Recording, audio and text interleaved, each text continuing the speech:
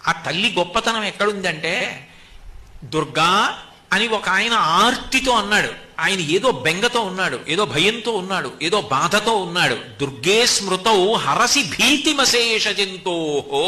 ఎవరో ఒకరికి కాదుట, అశేష ఎన్ని కోటాను కోట్ల మంది అయినా కానివ్వండి, నమ్మి దుర్గా అమ్మా అన్నాడు అనుకోండి, అలా అన్నటువంటి వాళ్ళు ఎన్ని కోటాను కోట్ల మంది అయినా సరే వాళ్ళ యొక్క భీతిని, భయాన్ని ఆమె తీసేస్తుందిట.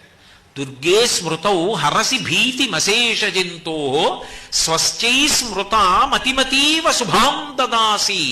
ఆయనకేం కష్టం లేదు, ఆయన సుఖంగా ఉన్నాడు, హాయిగా ఉన్నాడు.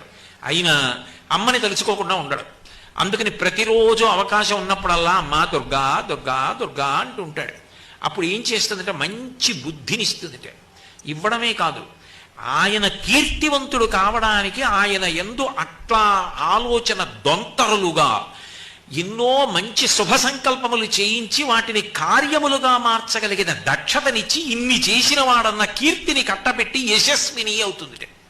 అందుకని స్వశ్చై స్మృత మతిమతీవ శుభాం దదాసి.